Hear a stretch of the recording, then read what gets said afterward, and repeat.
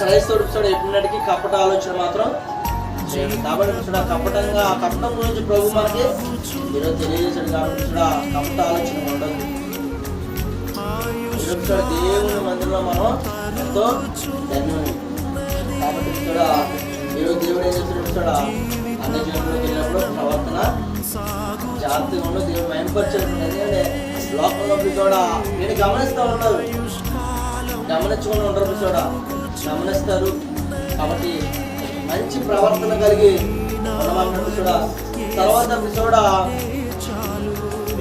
కపట ఆలోచన మోసం అన్నా కదా.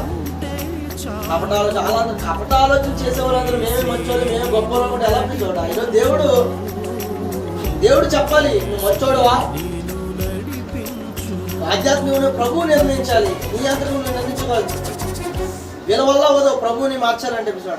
వీళ్ళు మార్చుతారు కానీ ప్రభువుని మార్చలేరు కాబట్టి చూడ. వీళ్ళు మంచోలే గొప్పలు అని వాళ్ళు చెప్పుకుంటారు అంతేగాని చూడ ప్రభు మాత్రం మెచ్చుకోవడానికి ప్రభు చెప్తున్నాడు. కపట ఉన్నప్పుడు చూడ ప్రమాణాలు మనం చేయకూడదు. ఈరోజు ప్రమాణాలు చేయొద్దని ప్రభు చెప్తున్నాడు. తర్వాత చూడ నీ నోటులు ఏముండాలి, మంచి వచనాలు ఉండాలి.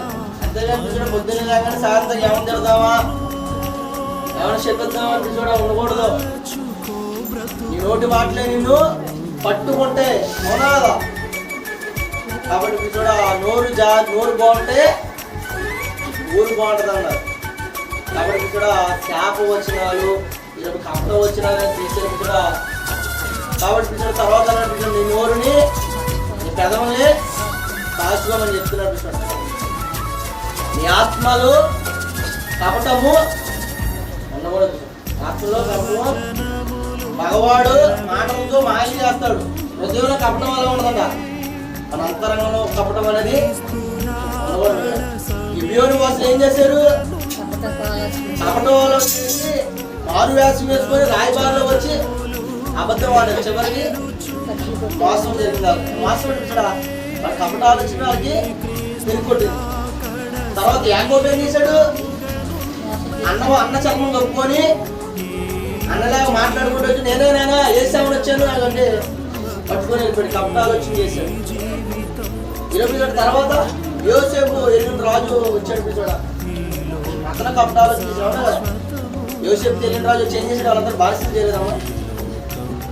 తర్వాత చూడ ఇంకా తర్వాత కూడా మనం చేసుకున్నందు ఏ కపటము లేదు. యోసేపు గారు చూడ అక్కడ కూడా అన్నారు, దేవత స్తంభాలు అన్నింటినీ తెలియగా చేస్తాను, చేసినందు ఏ కపటం లేదు, అన్యాయం లేదు. ఆయనేమో అక్కడ సమాధి చేద్దాం కుట్రలు పడినారు చూడ. దేవుడు నిర్ణయిస్తారు ఎక్కడ సమాధి చేయాలి, నా కుమారుడు ఎక్కడ ఉండాలి అని చెప్పి దేవుడు తెలిసి కనుక చూడ. వీళ్ళందరూ యోధులు అంటే యేసు ప్రభుకి మహిమ రాకూడదు, యేసు ప్రభుకి ఘనత రాకూడదు. అవునా కదా, ఆలోచన నేర్పించాం మనం. ఈరోజు అందరూ అలాగే చేస్తారు చూడ. ఈరోజు నువ్వు తగ్గించాలని చూసుకోవాలి, హెచ్చించబడకూడదు. మనం ఈరోజు తగ్గించబడి ఉంటే ప్రభు మనం హెచ్చించాలి. కొట్టు చెప్పడం ప్రభు మనం హెచ్చించాలి, మనుషులు హెచ్చించడం కాదు. ఎవరు హెచ్చించాలి? తగ్గించుకునే ఉండాలమ్మా. ఎక్కడైనా ప్రభు హెచ్చిస్తాడు. ఈరోజు చూడ ప్రభు హెచ్చించే హెచ్చింపు మనకి ఎంతో సమృద్ధి కలిగి ఉంటుంది. కాబట్టి దేవుని యందు భయభక్తులు కలిగి చిన్న వాక్యం